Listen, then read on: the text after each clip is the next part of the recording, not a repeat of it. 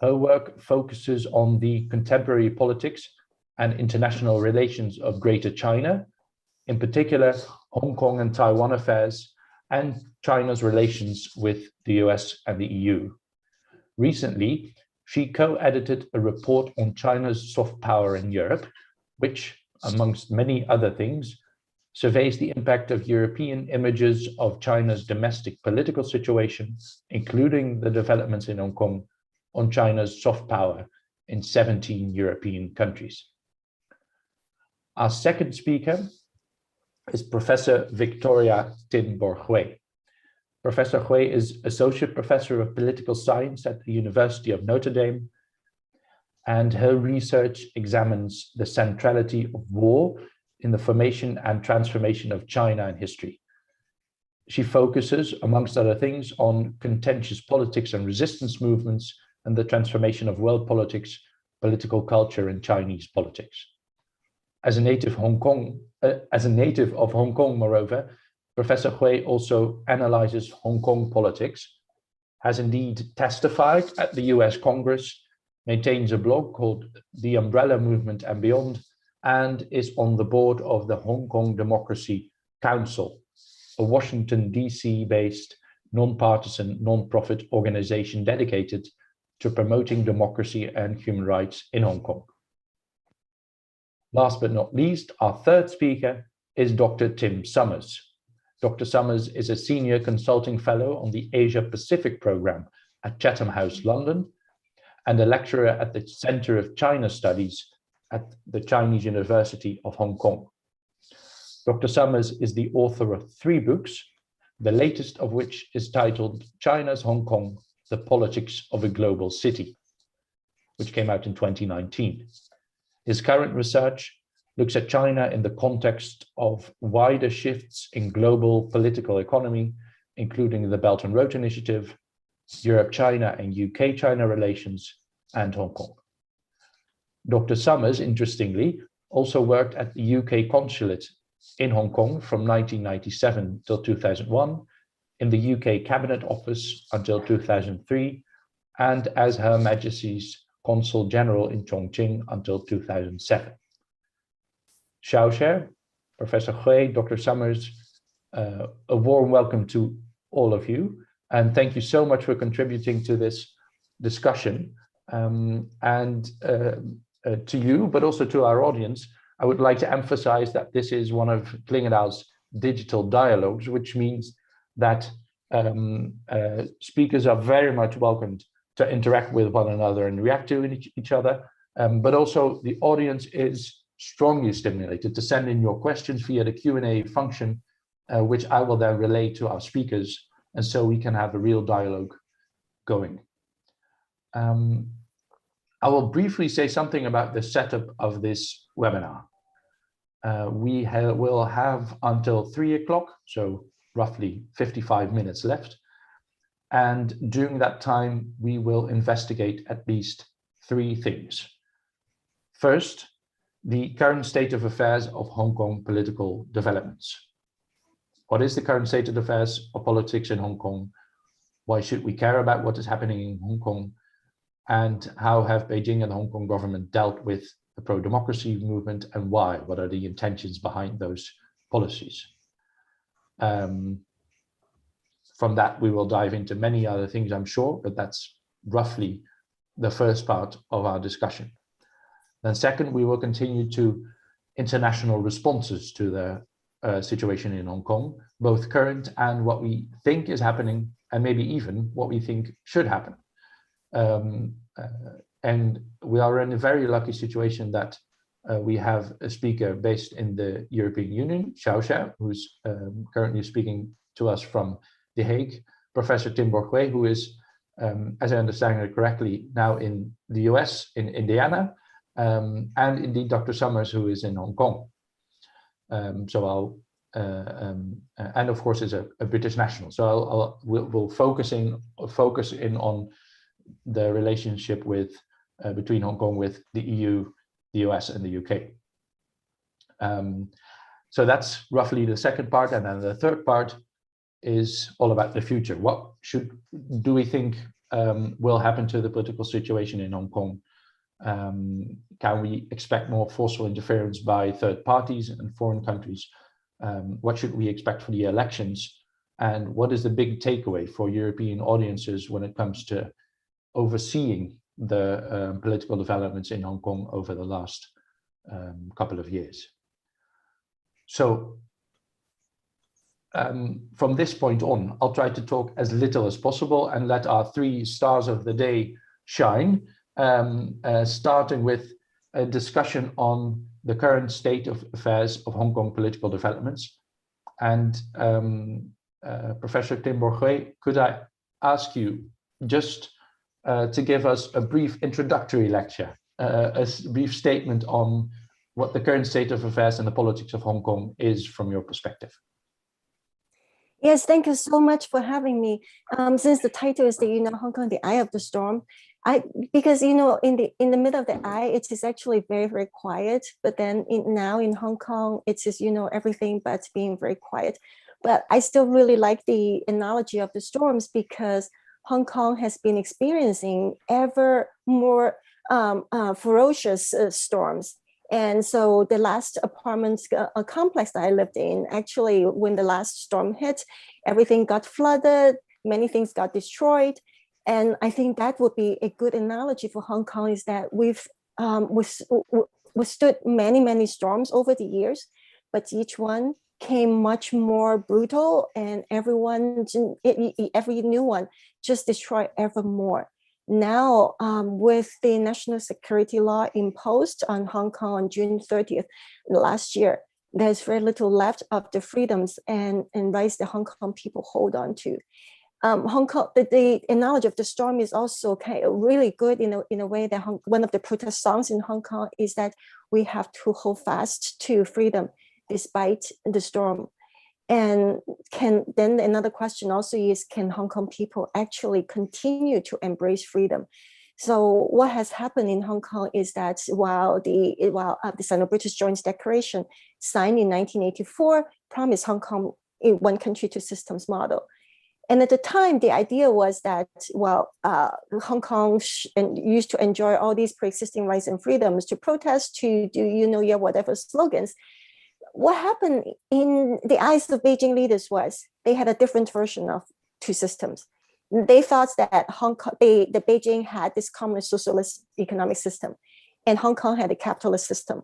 Then maybe they could use Hong Kong to benefit China's socialist system.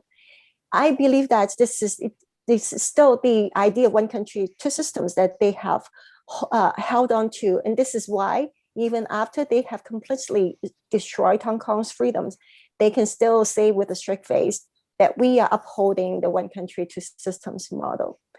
And over the years, while Hong Kong should enjoy freedom and democracy, and the Sino-British Joint Declaration promised that, but another thing that was very important was the Basic Law was promulgated in 1990. What had transpired a year before was the Tiananmen massacre. So while in the mid-1980s, Chinese leaders were they were very liberal, including Deng himself, but also Hu Yaobao and Zhou Jiang, these leaders who later actually got purged.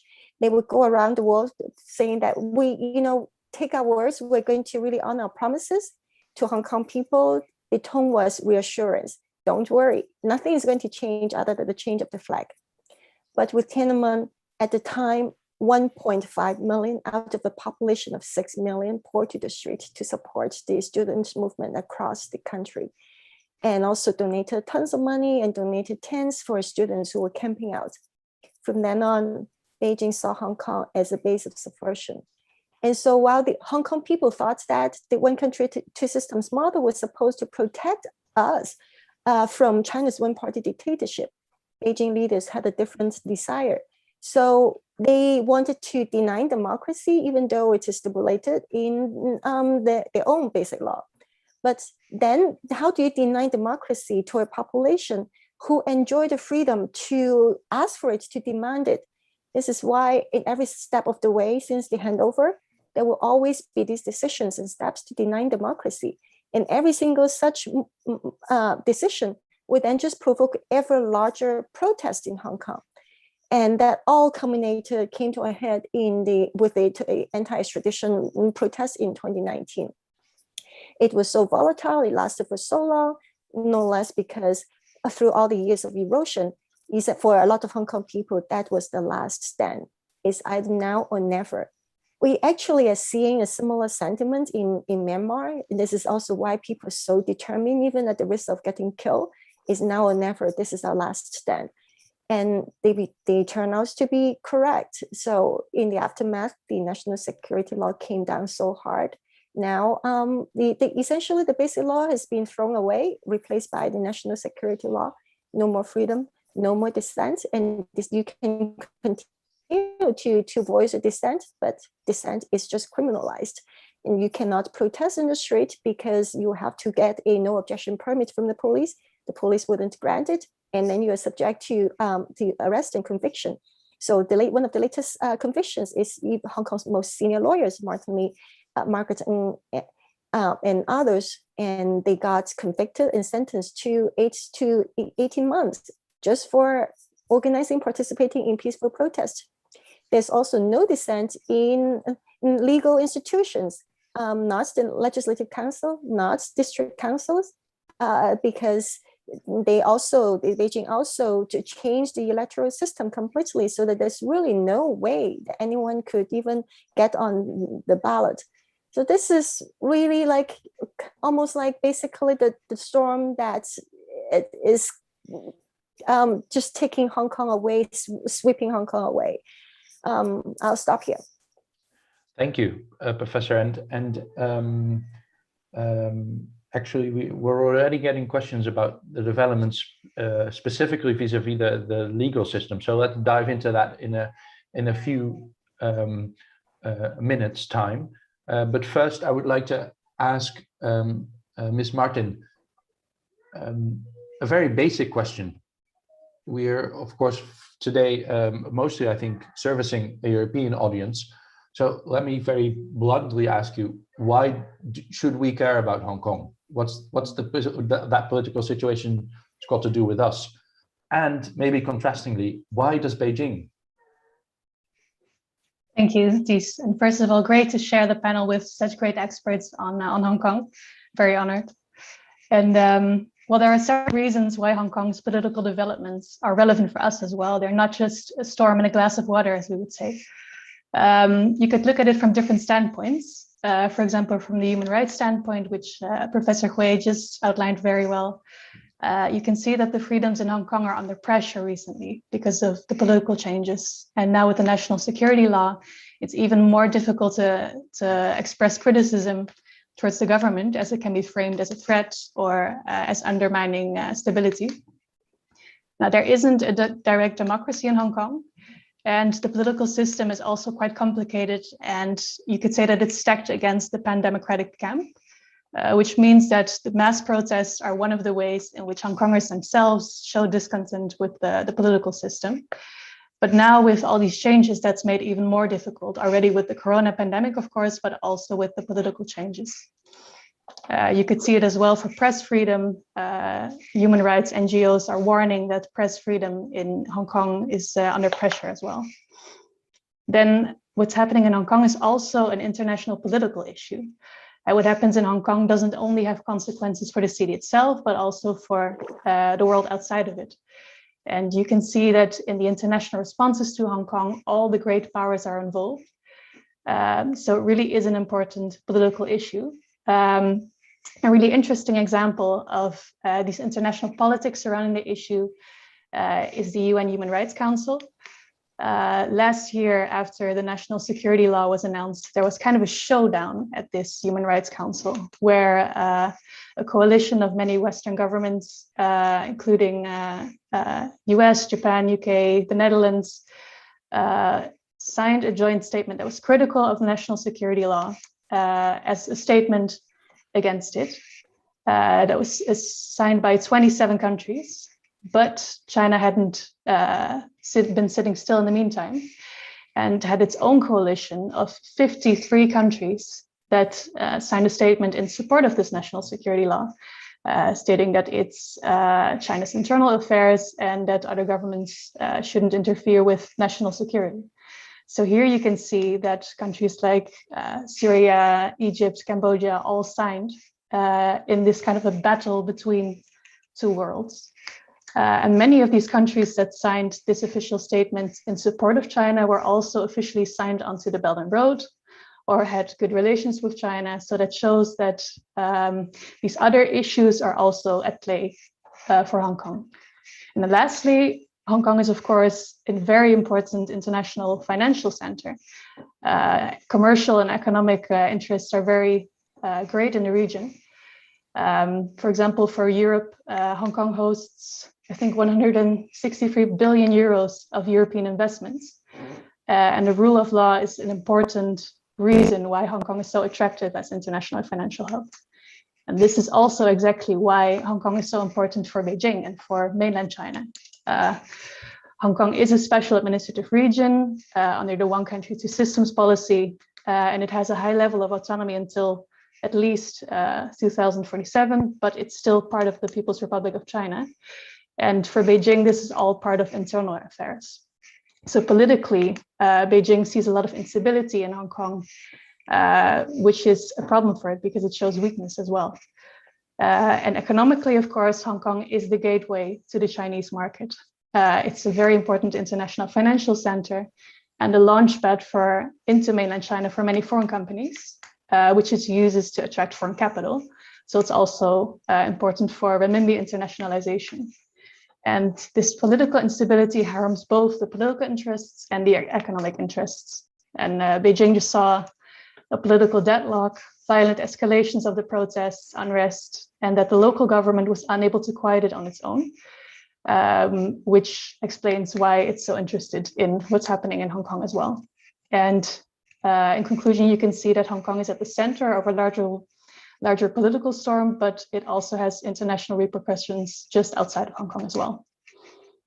Thank you, and that's great, and we'll talk about those international responses a bit more later on. I think it's becoming clear this is an issue that plays on so many different levels. It's not easy to keep them all in sight. But Ms. Martin, you've already pointed to the difference between, and indeed the interlocking dynamics, I guess, between the Hong Kong government and the Beijing government. Dr. Summers, could you perhaps give us some more detail about how that dynamic works? Is the Hong Kong government simply doing Beijing's bidding? Is there a conflict there or an overlap of interests? How have Beijing and the Hong Kong government dealt with the pro-democracy movement, and why? How does that work? Thanks, Ties, and I'll come to that. I might come to that a little bit circuitously. I was inspired by Victoria, starting off by talking about your metaphor of the storm. And actually, I wanted to challenge the metaphor of the storm and give you two reasons why I think it's not a very good metaphor for thinking about what is going on in Hong Kong. And the first reason is that the storm, the typhoons that Hong Kong suffers are things that we have to suffer passively. You know, they happen to Hong Kong. You have no choice. The typhoon is on its way. The only thing you can do is batten down and sit at home for 24 hours and wait for it to pass. And I think that's not the reality of Hong Kong politics.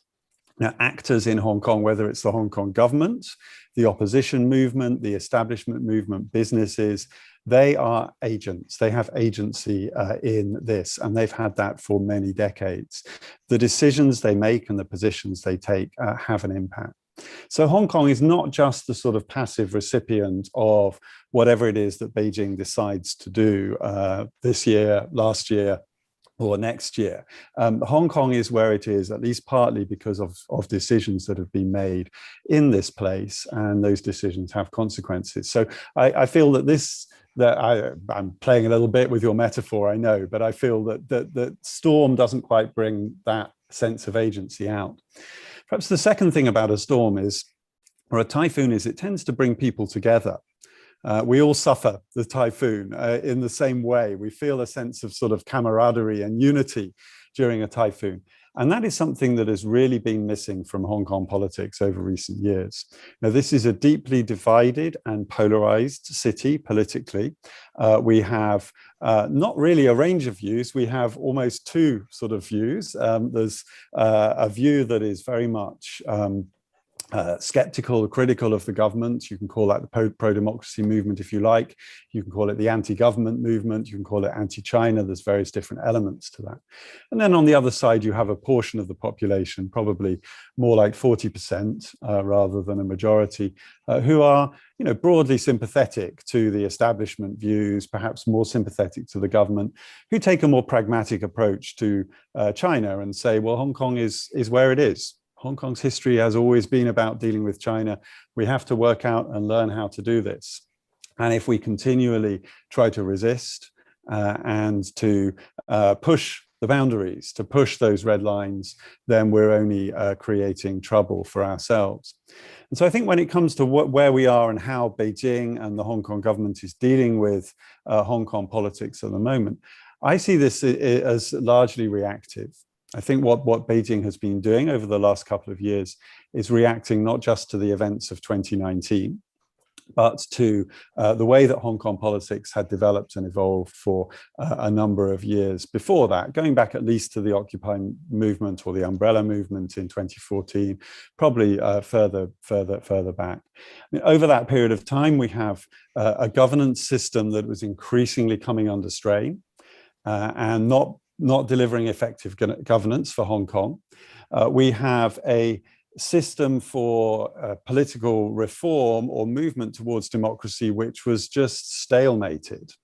The only time that Hong Kong community managed to make progress on this was in 2010. So just as an aside, under the previous annex to the Basic Law that's now been removed, the previous annex, in order to make some change to the political system, the selection of the chief executive or legislators, you had to have agreement from Beijing, the Hong Kong government, and the Hong Kong legislature. And that was only happened once in the last 20 odd years. And then more particularly in 2019, we had a movement which is often described as a pro-democracy movement. And you know, universal suffrage was one of the 5 demands made during that movement. But it was much more than a pro-democracy movement. I mean, it really turned into a very strong anti-government movement, anti-China or anti-CCP movement, and was violent for a prolonged period of time from June 2019 through till really the beginning of 2020. And then, you know, who knows what might have happened if COVID hadn't come along. And a movement which increasingly looked as if it was challenging the basic principles of one country that were set out in the one country, two systems formula. So people advocating for independence for Hong Kong or self-determination for Hong Kong, people actively lobbying the United States government and politicians to get involved in Hong Kong politics. And so I think Beijing's response to this was to see Hong Kong politics no longer just as an irritant. Hong Kong politics had long been a bit irritating to Beijing, going back to 1989, as Victoria says. You know, there's a long history to this. But saw Hong Kong politics no longer as an irritant, but as a threat, as something much, much more direct threat, particularly given the context that Xiaoxue has talked about of US-China relations taking a really serious turn for the worse from 2018 onwards.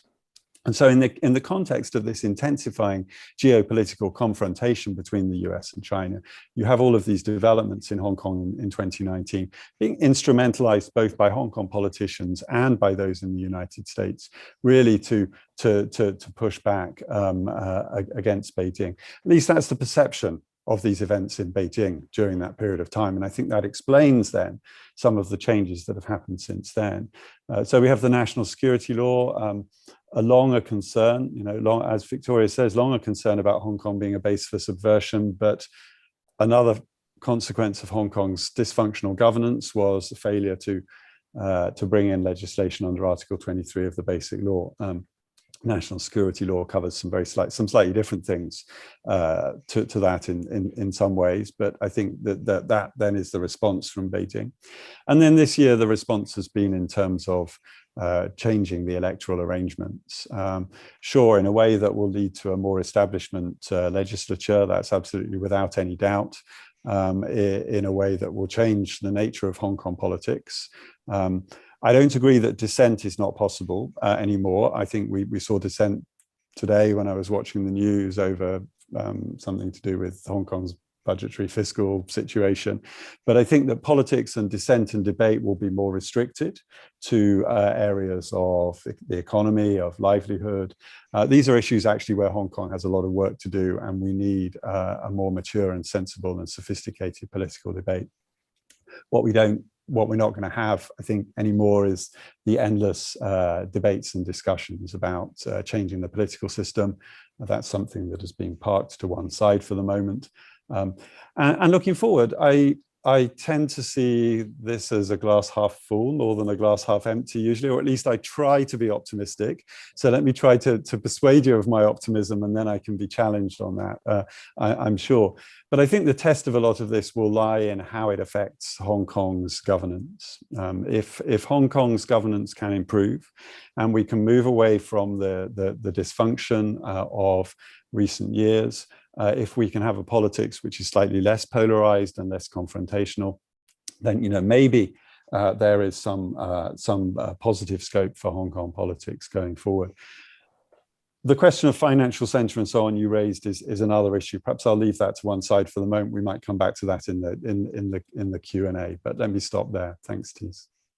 Very good, Dr. Summers, and indeed we'll come to the future of Hong Kong governance as well as of the Hong Kong financial system, I think in the third part.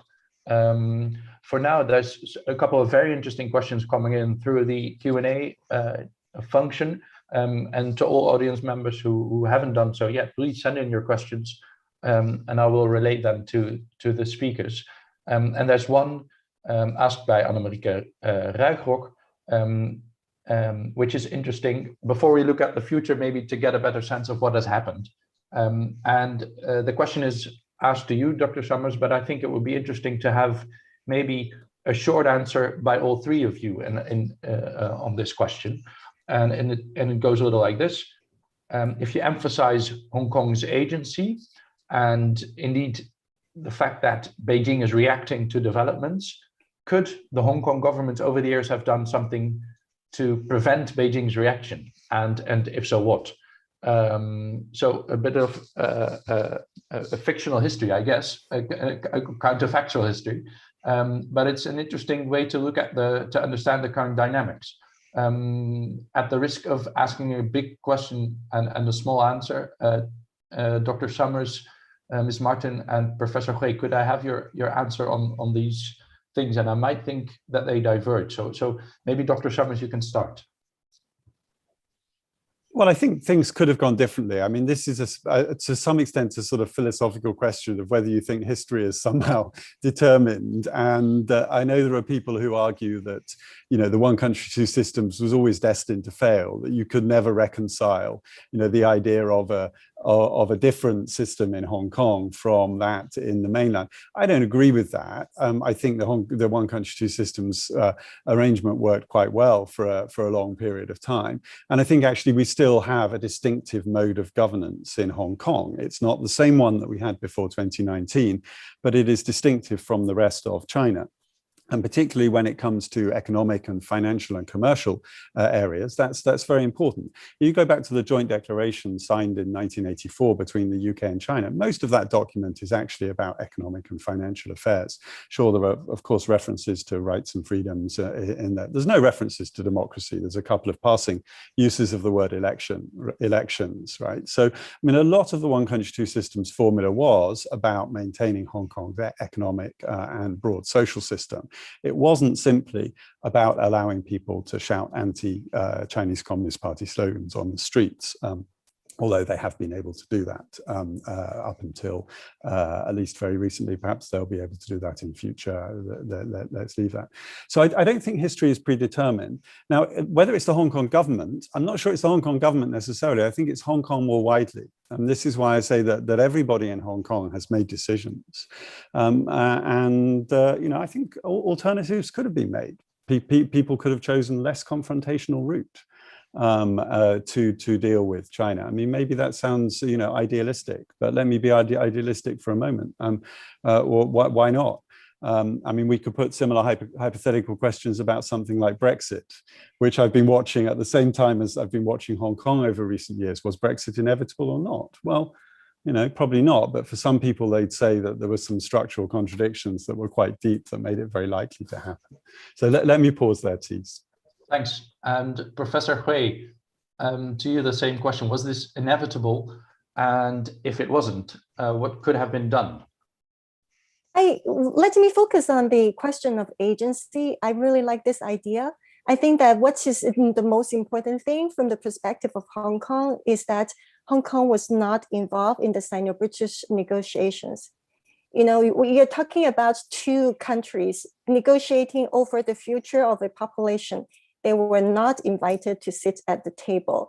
And during the 18 months of negotiations, Hong Kong reporters would just wait outside, and then every time there was only one phrase at the end. This past round of negotiation has been constructive and useful. That's all we got. And so how Hong Kong people reacted? Well, then there were bank runs, and people began to also talk about taking the money out. I was a teenager at the time, and the sense of panic, even I cannot really say that, when I was 14, then when I look at Joshua Wong, who became an activist at age 14, I didn't really know anything. I just listened to the news and watched the news and saw that everyone basically was trying to figure out, if Hong Kong is going to fall from the sky. And so the Sino-British Joint Declaration, when it came about, was a relief. Oh, wow, all of these promises. And so maybe we should take their promises. And then a lot of these media organizations and academic research institutes also then began to conduct surveys. If given a chance, if given the choice, would you prefer Hong Kong to stay the same rather than being returned to Hong Kong, returned to mainland China? And overwhelmingly, the responses will always stay the same. So all of those, and then at the same time, the legislators in Hong Kong, they also travel to London, essentially asking for London to do a whole lot of stuff to protect Hong Kong people. All of those requests basically were turned away. And then the most fundamental of all, it really came as a shock to Hong Kong people that finally the Boris Johnson government would agree to grant up to 3 million Hong Kong people a path to citizenship. Well, why didn't the United Kingdom do so before 1997? Portugal granted all people born in Macau a right to get the Portuguese passport.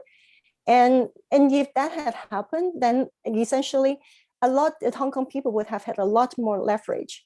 And in contrast, today, the legislature, the Hong Kong's Legislative Council is going to pass through a law that would also allow the immigration department to impose exit ban. So I think when it comes to agency, it is very important to restore the voices of Hong Kong people. Now that is related to the point about being reactive. In a way that Hong Kong's democracy movement was really born out of the Sino-British negotiations.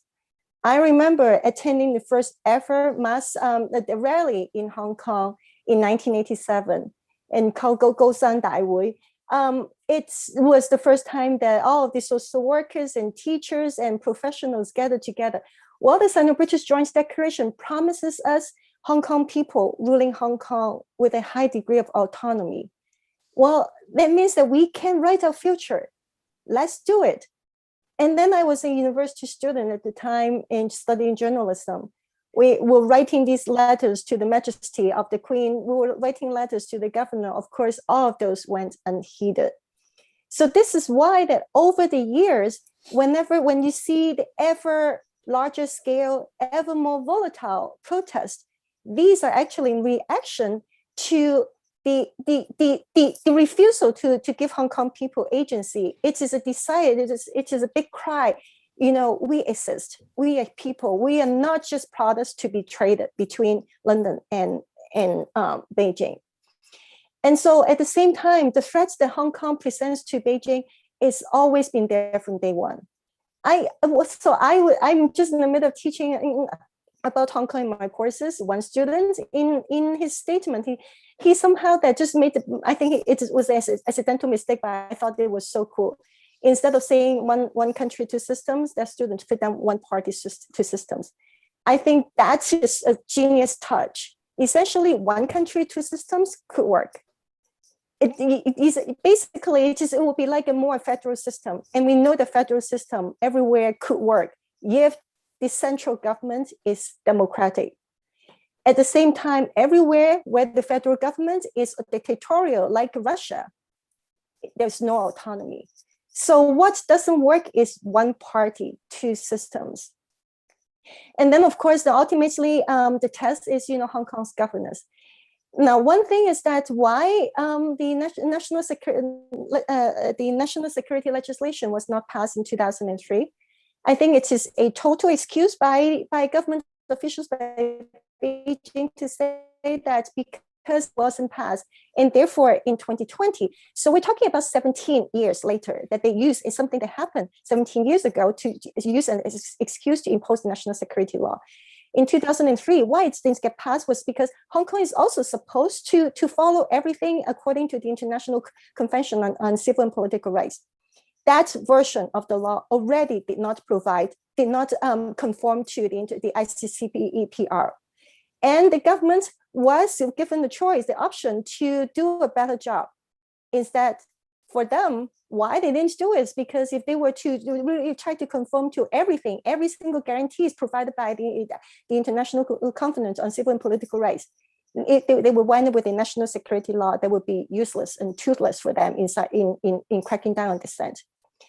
And then in 2019 as well, they actually could have pushed through a milder version of the national security law, because they actually succeeded in pushing through the national anthem law in May 2019.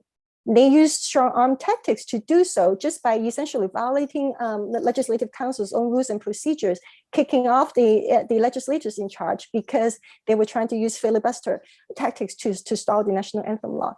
So Beijing could have done any of those. And then when it comes to the future governance, yes, it's going to be more stable, it's going to be more quiet because you just basically ignore 60% of the people who are very grumpy. But at the same time, if you take away also, the journalists' ability to check, for example, on registration records, Hong Kong is going to become a haven for corruption. Essentially, Hong Kong is just going to be like the rest of China. Yes, the rest of China can be stable, can be prosperous, but at the same time, this is not what Hong Kong people want.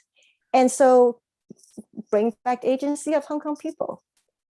Thank you, Professor Hui. And I think that last point about the future of Hong Kong and what it might mean for Hong Kong to look more like mainland China is a very interesting point to debate upon in the third section of our seminar. So thank you very much. I think for now, let's utilize all of your unique perspectives to say something about the international responses to the changing situation in Hong Kong. And let's start with Ms. Martin, because you already mentioned this in your earlier answer, the various actors, both in Europe and outside, reacting to the political changes in Hong Kong. And let me ask you two questions, I guess. Could you briefly sketch European responses to what's been happening, and maybe also say something about how important it is for Beijing to shape global opinion and European opinion on what's happening in Hong Kong. Please go ahead. Thanks, Ties. The European Union responded with a very large response package last year in July 2020 after the national security law was announced. And this was mainly designed to increase support to civil society in Hong Kong, according to the spokesman. And several measures were taken as part of this package. including statements criticizing political developments in Hong Kong, stating that they're a breach of the one country two system, and expressing grave concerns. So first of all, showing that the European Union places great importance in what's happening in Hong Kong and will continue to follow the developments. Other measures that were taken were several EU members suspended their extradition agreements with Hong Kong, including the Netherlands and Germany. There were further limits on exports of sensitive tech for end use in Hong Kong. There were different rules for Hong Kong and for the rest of mainland China. And now the European Union is more strictly limiting exports to Hong Kong as well. In addition, there was no launching of new negotiations with Hong Kong, continuing to engage with Hong Kong and Beijing authorities, these kind of measures. And beginning of this year, the European Union announced that it would have a second response package in response to the political reform of Hong Kong. And so far, we haven't seen any stronger action yet. And these plans for new measures were actually postponed. Reuters found that it was because they weren't supported by all the member states, and that Hungary was one of the main countries that was objecting to these measures. And Hungary, of course, receives a lot of Chinese investment, which could influence its actions here. Overall, we don't see a grand overhaul of EU policy towards Hong Kong, but for the second wave of measures, they were planning a new statement. They were considering to end extradition treaties with China as well, in addition to Hong Kong. And other measures were considered, but for now, we don't see them yet. Either they have been postponed for the Foreign Commission next month, or we might not see them because there's simply too much internal struggle to respond in Europe. And this also ties into your second question of how important is China's influence in Europe. And we recently did large research with the European think tank network on China, researching Chinese soft power in Europe. And it basically means Chinese attractiveness in European eyes. And we saw that in most countries, this attractiveness had gone down, had decreased, and that the populations had increasingly negative perceptions of China, including because of the human rights issues in Xinjiang in Hong Kong. And what this means for China is that there's less room to act for Chinese actors in Europe because there's less support for friendly relations with China. If China has a positive image, that means that it's more easy for it to establish friendly relations with the country, for Chinese actors to do business in China. And the more negative this image of China becomes, the more difficult it is to act. And I'll leave it at this for now. Yeah, thank you, Ms. Martin. And just to use that as a hook, for the UK perspective, another contributor to that report is Dr. Summers, who's written a chapter on Chinese soft power in the UK, where the UK, of course, has a very distinct background, historical background with Hong Kong. So, Dr. Summers, could you please answer the same question, but then for the UK specifically? How would you sketch UK responses to the political developments in Hong Kong, and what's the interest of Beijing in shaping that debate, and is that in any way successful? I mean, I think that the UK, for obvious historical reasons, gets a lot more attention than most other countries do, although the US gets a lot of attention when it comes to Hong Kong and China-related issues too. I think the question that is not totally clear to me is what the UK government is trying to achieve. What is its policy objective when it comes to Hong Kong? I mean, from the public statements, it's clear that the government has decided that it's not happy with what has been happening in Hong Kong particularly since the national security law was first mentioned in May 2020.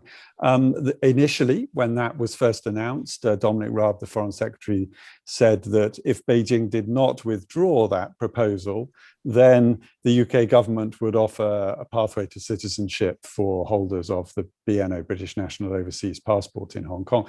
Of course, that's exactly what happened, right? Beijing was not at all slightly influenced by that sort of threat from London. They are working on their Hong Kong policy based on the leadership's assessment of China's national interest and of what is required to put Hong Kong on a path which Beijing is happier with in the future. So I think that the scope for the UK in particular to influence is quite limited. In some ways, perhaps it's even less, because the history is very neuralgic because of that historical negotiation where the UK, worked quite hard to shape Hong Kong's future after 1997, and we can debate the history perhaps another time. But I think there's a certain sort of, instinctive sensitivity in Beijing when the UK speaks up on Hong Kong, because they say, well, you handed this place back to us in 1997, it's now our territory. So the UK, I think, has got very few levers to pull. The one that it has used is this passport scheme, which, good for the people who want to take a benefit from that and want to move to the UK. But I don't see it really having any significant impact on Beijing's approach to Hong Kong over the coming years. Thank you. And let's reach across the pond to the US. Professor Hui, you have one leg in Hong Kong and the other in the US, and you're a very influential and much heard speaker on Hong Kong affairs in political debate also in the US, having testified at Congress, amongst other things. Let me ask you, to what extent does Hong Kong play a role in the American debate on its relation to China, which is also focused on many different other aspects, and of course America's own geopolitical competition?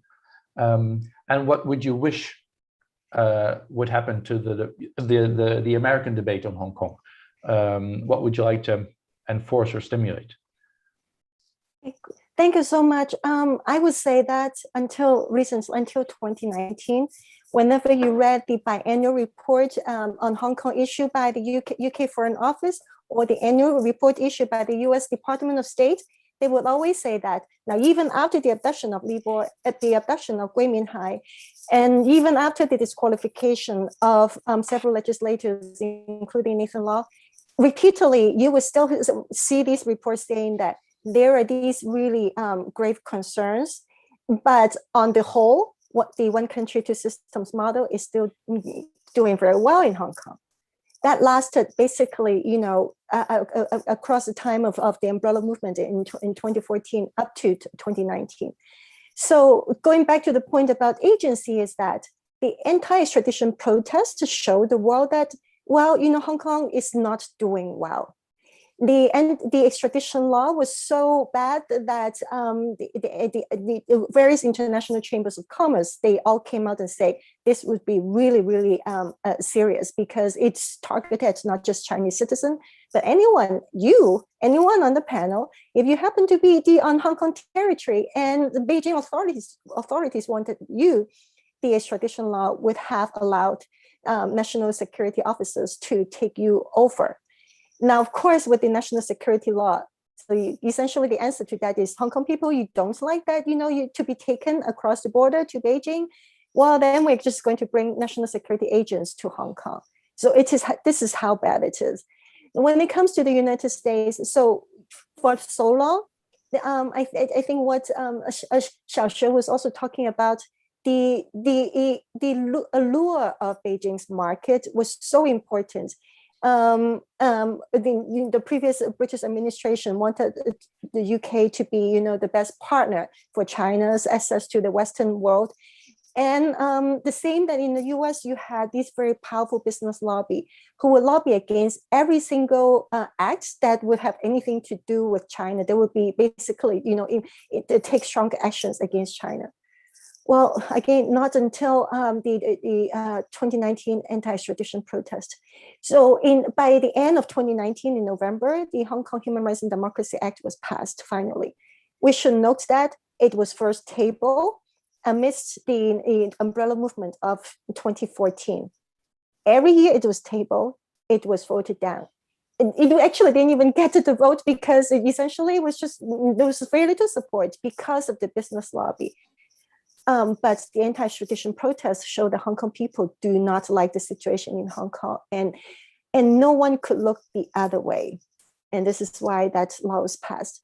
And back to how, also another thing which is very important to keep in mind is that it is an amendment to the 1993 Hong Kong Policy Act. And why the US had the Hong Kong Policy Act in 1993, it was also in response to all the promises made in the Sino-British Joint Declaration, the Basic Law, and all of those promises that Deng Xiaoping said during all his travels to Western capitals. Everything is going to be fine. We are not going to destroy Hong Kong. And people took their words. And so then with the Hong Kong Policy Act, Hong Kong was granted special status, no sanctions imposed on Hong Kong, essentially. That has allowed a window for China to import dual-use technology and then turn around and ship them to the mainland China, and also allow a lot of those, many of these state-owned businesses to set up their offices in Hong Kong and to bypass a lot of the restrictions imposed on the rest of China. This is something that can actually, now that the US also decertified Hong Kong's autonomy, Hong Kong's losing these special state privileges, that can change the equation, hopefully, but at the same time, because as I mentioned before, what Beijing wants is really not, one country, two systems, in the sense that Hong Kong enjoys its freedoms, it's the rule of law, but rather that they can continue to take advantage of Hong Kong's capitalism without freedom. So I don't know, maybe the only future is to make sure that this model does not work. You cannot have the cake and eat it too. With an interesting nod to Mr. Johnson's Brexit slogan, I think. So thank you, Professor Hui, for pointing us in the right direction of looking at the future. And as is Hong Kong politics, as it is a storm, this seminar is also quite a whirlwind, and we're already entering the last minutes of it. So let me ask the two other speakers about the future of Hong Kong affairs as well. Starting with Ms. Martin, with a very basic question. What do you think? Should we expect further measures by either Beijing or the Hong Kong government? And to Dr. Summers, I would like to ask the question, you have proclaimed yourself to be an optimist. What would an optimist scenario for Hong Kong be? And what could European governments and citizens contribute to that optimistic scenario? Please, in that order, answer those two last questions with on the topic of the future of Hong Kong. Ms. Martin, what should we expect? Thanks. And I think we can see that Beijing is not set or intending to change the policies that it currently has. And if you look back at the statements that it's been making towards Hong Kong, you can see a clear line where there hasn't actually been that much change in the initial stance of Beijing towards Hong Kong and the initial idea that Beijing has towards Hong Kong. Now only with more and more political unrest, we can see that these measures are more and more tightening on the city. And for the upcoming months, we have elections ahead in December, I think, December 2021. We have several important dates coming up, such as 1st of July, which is the anniversary of the handover of Hong Kong from the UK to China. National Day on the 1st of October. And normally these days are marked with a lot of protests by Hong Kongers. And we'll see in the coming months that this will be more and more difficult, made more difficult by coronavirus and by political measures. We'll also see that the status of Hong Kong as international financial center will continue to be protected because it's so important for Hong Kong, for Beijing. We can already see that the Hong Kong government has proposed a few financial measures to try and keep Hong Kong attractive as financial centers, such as tax breaks on carried interests, other measures. So this international financial status will still be very important as well. And what we will also see is continuing legal battles of pro-democracy activists in the Hong Kong courts. Thank you, Ms. Martin. And Dr. Summers, just to round off your optimistic scenario for Hong Kong, and what can we as European citizens, European governments contribute to making that more realistic? Yeah, I mean, although I try to be optimistic, I think it's going to be a very tough and challenging period for Hong Kong. Hong Kong is going through a period of transition. We don't know quite where that transition will end up at the moment. There's a lot of uncertainty around, obviously, in local politics. But Hong Kong is also I'm going to go back to your metaphor, in the eye of a global storm, right? I mean, there's the US-China relationship shows no signs of improving. And so the position that Hong Kong enjoyed for a long time of being at the sort of heart of a globalizing economy, which China was increasingly important, at the same time as the US and China had reasonably good relations with each other, that sort of sweet spot that Hong Kong historically enjoyed is no longer really there for the taking. So Hong Kong has to work much harder. I think it needs to work much harder on the local level to look at some serious issues of wealth inequality, of housing supply, of the local environment, the education systems, a range of things anyone who lives in Hong Kong will tell you need to be dealt with and need to be addressed. And I hope, being optimistic, that we can move into a phase where those are absorbing much more of the government's and the politicians' time than they have been over the last 5 or 6 years. And then in the economic financial sphere, I think the optimist case is probably rather easier to make. Although China faces many challenges, its economy is still growing in size and weight. There are plenty of Chinese companies looking to list in Hong Kong still. Hong Kong still plays an important role for China in connecting with the rest of the global economy. The political narrative might be quite gloomy, but the commercial and financial narrative is generally much more positive and much more optimistic. And that's somewhere where I think Hong Kong does still have a role to play. It has mature institutions, it has experience in managing those things. So I think it has still a good system to offer. It has an open capital account. It has a good judicial legal system. I saw someone in the Q&A asked about the Bar Association, but I think that the judiciary and the legal profession remain of a good caliber, and the people I talk to in the commercial world are pretty confident in that front generally. So I think there's a lot for Hong Kong still to take away as a positive, as a distinctive system that can continue to benefit and flourish in what is a much more difficult global context than it was just a few years ago. Thank you so much, Dr. Summers, and indeed to all our panelists for this complex and deepening discussion on I think one of the most interesting and complicated political situations in the world today, the changing politics of Hong Kong. In the Q&A, there are many more questions that many of which we have answered, but many also we haven't answered yet. And indeed, people asking whether a follow-up can be arranged with any of the eminent panelists. I would suggest to anyone to look up the work of Dr. Summers on the website of Chatham House and CUHK, and indeed of Professor Hui at the University of Notre Dame, and of our very own Hong Kong specialist, Ms. Martin at the Clingendael website. Look at their publications and media contributions for any deepening substance on this very fascinating topic.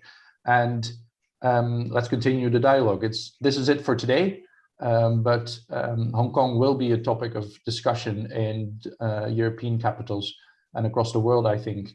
And we were very happy to have this episode with you today Dr. Tim Summers, Professor Victoria Timborgwe, and Ms. Xiaoxia Martin. Thank you all very much. I will leave it at that. And to our audience, thank you so much for participating so lively. And we hope to see you at our next Clingendael webinar on China or any other topic of global interest.